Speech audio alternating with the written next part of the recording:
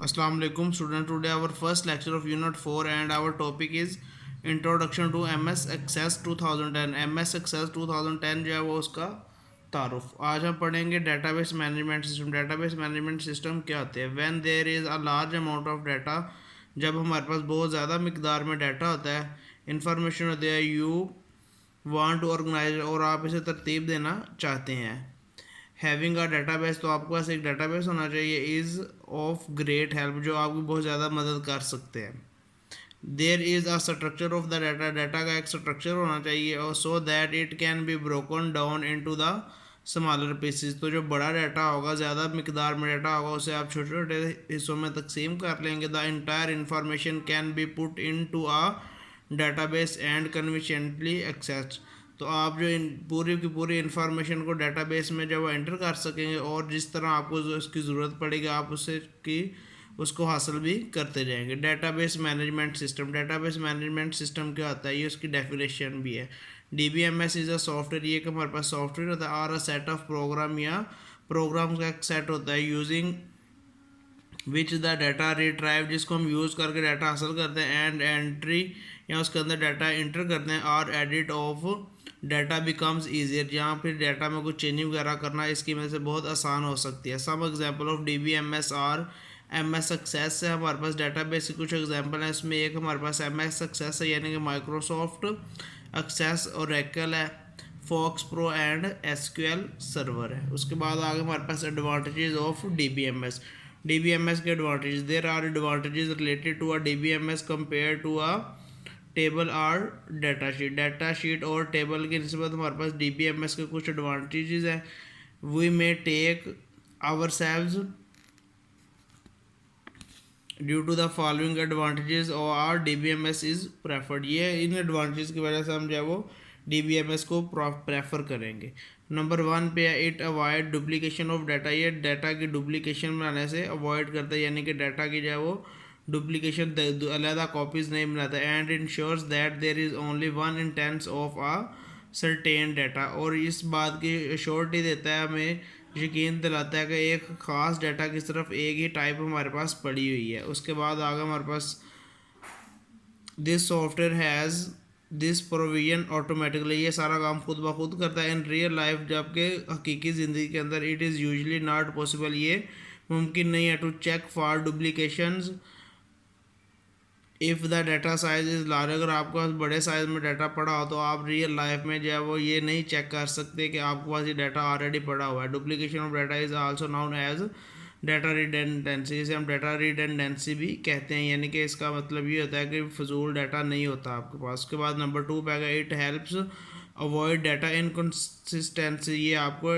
Inconsistency से भी होता है, यानी कि ऐसा डाटा जो जिसमें तजाद पाया जाए, यानी कि जो सेम डाटा पाया। This means that if a single database is used by multiple persons, अगर एक सिंगल डाटा बहुत से लोग यूज़ कर रहे हैं, then it also ensures that the same data is present for all the user, तो इसका मतलब ये होगा कि जो सेम डाटा सभी यूज़र के लिए पड़ा हुआ। फॉर एग्जाम्पल लेट्स से आप certain database is accessed by two departments of a company के दो डिपार्टमेंट सेम डेटाबेस इस्तेमाल कर रहे हैं। The two departments are personal, जिनमें एक personal department and HR department. If the two department access the data almost simultaneously, अगर दोनों डिपार्टमेंट्स एक ही वक्त में डाटा यूज़ कर रहे हैं, then one department will see the update by the other department और नॉट, तो जो एक डिपार्टमेंट चेंजिंग करेगा वो दूसरे को भी नज़र आएंगी या नहीं आएगी। DBMS help solve these issues, तो DBMS जो है वो इन इश्यूज़ को सॉल्व करने में भी मदद करता है।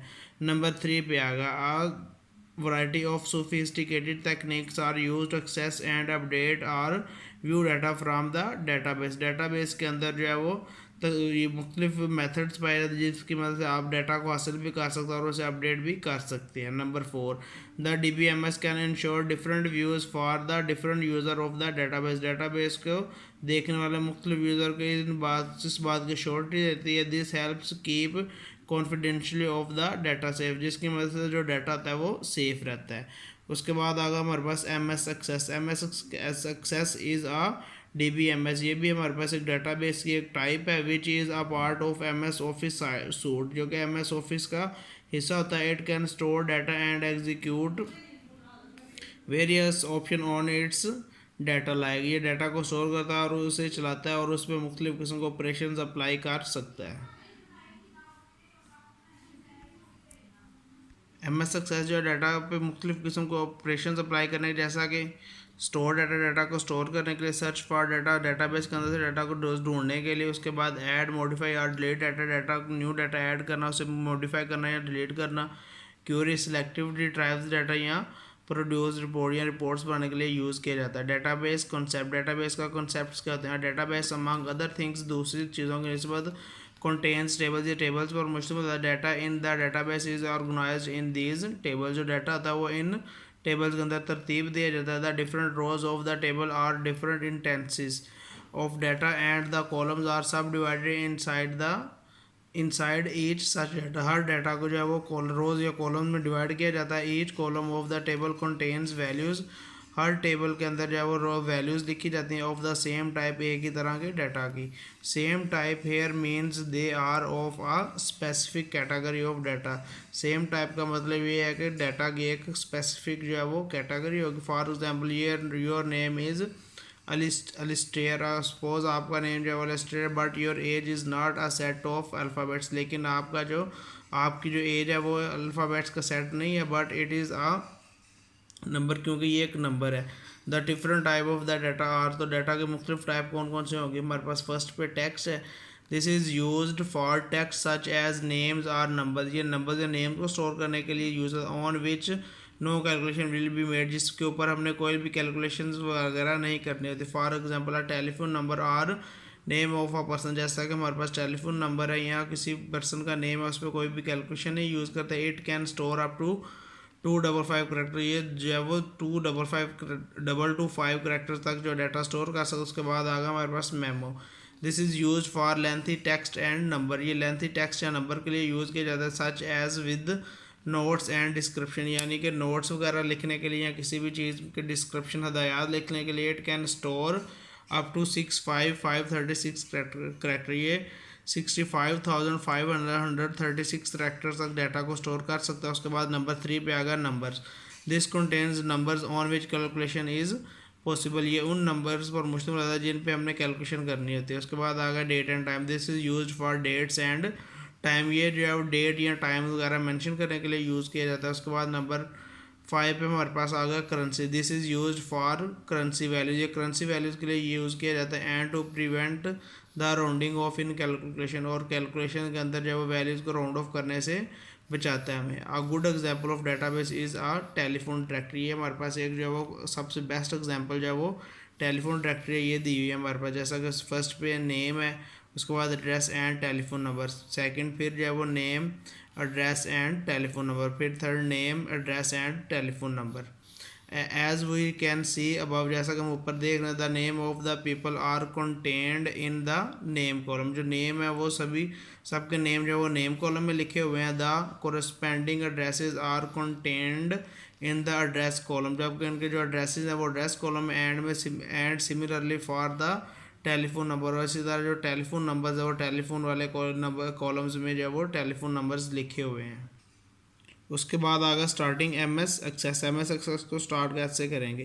Click on the start button पे क्लिक किया, उसके बाद click on the all program पे जब आप क्लिक करें, click on Microsoft office and then click on Microsoft access. आप जब ऑल प्रोग्राम पे क्लिक करेंगे तो माइक्रोसॉफ्ट ऑफिस पे क्लिक करेंगे, उसके बाद आपके पास ऑप्शन आएंगे, वहाँ पे आप क्या करेंगे, माइक्रोसॉफ्ट एक्सेस को क्लिक करेंगे तो आपके पास जो है वो एम एस एक्सेस जो है वो ओपन हो जाएगा। उसके बाद आगे क्रिएट अ डेटाबेस, एक डेटाबेस कैसे बनाते हैं।